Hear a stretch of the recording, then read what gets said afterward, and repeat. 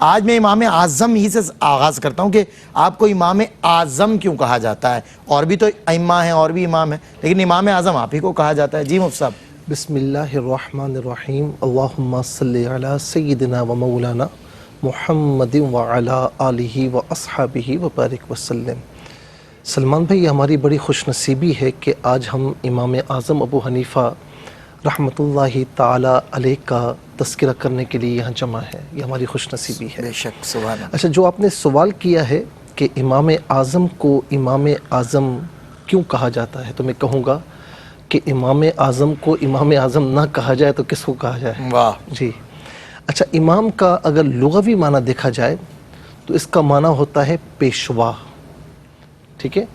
یعنی امام کا معنی پیشوا ہے۔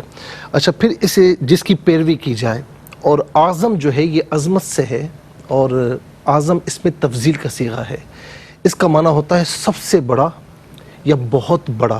صحیح۔ لغوی اعتبار سے دیکھا جائے کہ امام اعظم یعنی سب سے بڑا پیشوا یا بہت بڑا پیشوا، اس اعتبار سے لغوی اعتبار سے اس کا مصداق علی الاطلاق حضور نبی کریم صلی اللہ تعالی علیہ وسلم ہے، اور اللہ تعالیٰ کی مخلوق میں آپ کے سوا کوئی نہیں، اس کا مصداق کوئی نہیں ہے۔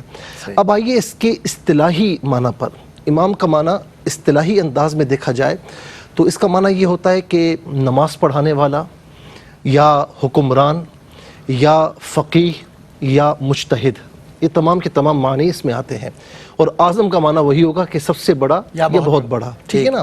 اب اصطلاحی معنی کے اعتبار سے دیکھا جائے تو سب سے بڑا نماز پڑھانے والا یا بہت بڑا نماز پڑھانے والا یا بہت بڑا حکمران یا بہت بڑا فقیہ یا سب سے بڑا مجتہد یا سب سے بڑا فقیہ یا بہت بڑا مجتہد، یہ جو ہم کہتے ہیں امام اعظم کو امام اعظم، تو یہ اصطلاحی معنی کا جو آخری معنی ہے نا، سب سے بڑا مجتہد، اچھا، یہ مراد ہے۔ صحیح، بئی معنی، جی جی جی، لغوی اعتبار سے نہیں، اصطلاحی اعتبار سے۔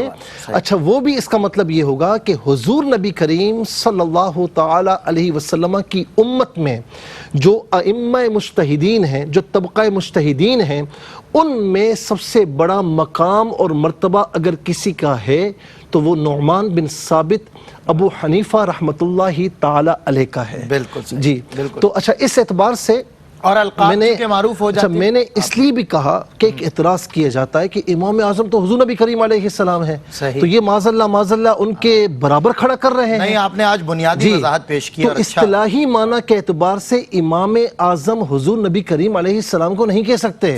اس کا مطلب یہ ہوا کہ آپ نے نبوت اور رسالت سے نیچے لا کر ائمہ مجتہدین میں داخل کر دیا ہے، تو اس اعتبار سے امام اعظم کو ہی امام اعظم کہا جائے گا، اور اس میں کوئی شک اور شبہ نہیں ہونا چاہیے۔ اچھا، دوسری بات ہے کہ کہتے ہیں کہ بھئی امام اعظم کیوں کہتے ہیں، تو آپ فاروق اعظم کیوں کہتے ہیں، صدیق اکبر کیوں کہتے ہیں؟ اللہ رب العالمین نے فرمایا وَمَنْ أَصْدَقُ مِنَ اللَّهِ حَدِيثًا، جی، کہ اللہ تعالیٰ سے بڑھ کر کون اپنی باتوں میں سچا ہو سکتا ہے؟ تو یہ حضور نبی کریم صلی اللہ تعالی علیہ وسلم نے اپنے جس غلام میں جس وصف کو زیادہ پایا، اللہ کے پیارے نبی علیہ السلام نے وہ وصف، وہ لقب ان کو عطا فرمایا۔ فاروق اعظم سب سے بڑھ کر تو آقا علیہ السلام فاروق اعظم ہے، لیکن ہم کہیں گے کہ آقا علیہ السلام کے غلاموں میں اگر کوئی فاروق اعظم ہے ان کے صحابہ میں تو اور بھی ہیں، لیکن فاروق اعظم ان کا لقب ہے۔ جس طریقے سے ہم کہتے ہیں قائد اعظم، اس کا سب سے بڑا قائد، تو اس کا مطلب کیا ہے؟ اچھا، اس پر بھی اختلاف کیا لوگوں نے۔ اس کا مطلب یہی ہے کہ پاکستان کو معرض وجود میں لانے کے لیے ایک بڑی قائدانہ جو صلاحیتیں تھیں ان میں تھیں، اور سب سے بڑا کردار انہوں نے ادا کیا، تو اس اعتبار سے ہم قائد اعظم کہتے ہیں۔ اچھا، اب امام اعظم کو اور بھی ائمہ مجتہدین ہیں، تو ہم ان کو کیوں نہیں کہتے؟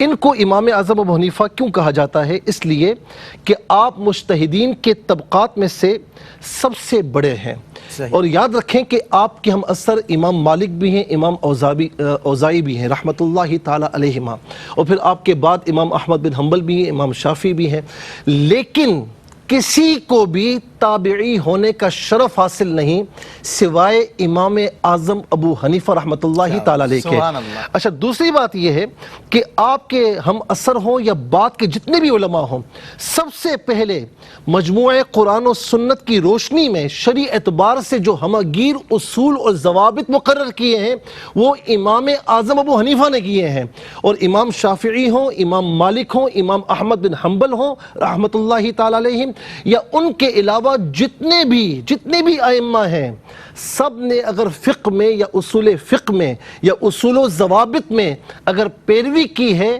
تو امام اعظم ابو حنیفہ رحمۃ اللہ تعالیٰ علیہ کی ہے۔ اور آخری بات اس میں عرض کروں گا کہ علامہ ابن حجر مکی شافعی لکھتے ہیں کہ انہو